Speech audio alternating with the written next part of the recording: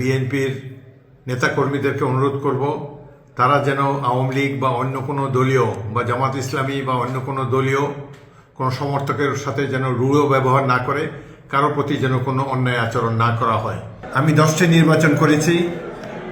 এবারে নির্বাচনটির মতো সুষ্ঠু নিরপেক্ষ নির্বাচন অতীতে আর দেখিনি। প্রিয় লালমোহনবাসী, লালমোহন এবং তজুমুদ্দিনের প্রতিটি মানুষকে আমি গভীর ধন্যবাদ এবং কৃতজ্ঞতা জানাচ্ছি বিপুল ভোটে আমাকে বিজয়ী করার জন্যে। এই মুহূর্তে আমি আমাদের এই দুই উপজেলার সম্মানিত বাসিন্দাদেরকে অনুরোধ করে বলতে চাই, পরাজিত শক্তি আওয়ামী লীগ ক্ষমতা থেকে নির্বাসিত, তাদের নেতারা ভারতে পলাতক জীবনযাপন করছেন। তারপরও এদেশের মানুষ অনেক আওয়ামী লীগেরও আমাদেরকে ভোট দিয়ে বিজয়ী করেছে। এখন বাংলাদেশের জন্য আইন শৃঙ্খলা পরিস্থিতিকে স্থিতিশীল রাখা খুবই প্রয়োজনীয়।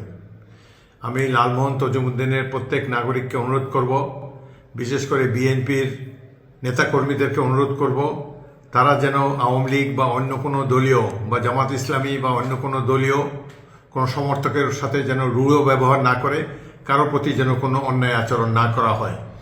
কেউ যদি আইন নিজের হাতে তুলে নেয়, তাকে কঠোর শাস্তির মুখোমুখি হতে হবে। 1 লক্ষ ভোটের ব্যবধানে ত্রয়োদশ জাতীয় সংসদ নির্বাচনে বিজয়ী করেছে। এটি আমার জন্য একটি বিশাল অর্জন বলে আমি মনে করি। প্রত্যেক ভোটার, প্রত্যেক লালমোহন তজুমুদ্দিনবাসীকে আন্তরিক ধন্যবাদ ও কৃতজ্ঞতা জানাচ্ছি। নির্বাচনের আগে এই নির্বাচনটি আমার জন্য ছিল 10ম নির্বাচন। আমি এই নির্বাচনে অতীতের নির্বাচনের মতো পরিশ্রম করতে পারি নাই, কোনো কারো বাড়িতে যাই নাই, কোনো হাট বাজারে বসি নাই, কোথাও কোনো গ্রুপের সাথে গল্পগুজব করি নাই, শুধুমাত্র মিটিংয়ে বক্তব্য রেখেছি এবং চলে এসেছি। এবারের অনেক নতুন ভোটার হয়েছে, সারা দেশে 4 কোটি তরুণ ভোটার প্রথমবারের মতো ভোটার হয়েছে। এদের অনেকেই যুবক, আমাকে কখনো দেখে নেই, তাদের সাথে আমারও কখনো দেখা হয়নি। তারপরও তরুণ, যুবক, বয়স্ক সবাই আমার উপরে আস্থা রেখেছেন, সেজন্য আমি অত্যন্ত কৃতজ্ঞ সকলেরই কাছে। আমি নির্বাচনী সভায় বলেছি যে আপনারা আমাকে দেখে ভোট দিবেন। আমি লালমোহন তজুমুদ্দিন থেকে দুর্নীতির সকল শিকড় উপড়ে ফেলার চেষ্টা করব। লালমোহন তজুমুদ্দিনকে মাদক মুক্ত করার চেষ্টা করব। কোনো মানুষের উপর কাউকে আমি অত্যাচার করতে দেব না। আমি এমপি হিসাবে শপথ নেওয়ার পর আবার আপনাদের মাঝে ফিরে আসব। আপনাদের সাথে সরাসরি আমার যোগাযোগ থাকবে। আপনাদের কারো কোনো অভিযোগ থাকলে আমাকে বা আমার প্রতিনিধিকে সরাসরি জানাবেন। আজকে সারা বাংলাদেশে ভোটাররা যেভাবে ভোট দিয়েছে, আমি বাংলাদেশের প্রত্যেকটি নাগরিককে স্যালিউট জানাই। বাংলাদেশের ভবিষ্যৎ অবশ্যই উজ্জ্বল।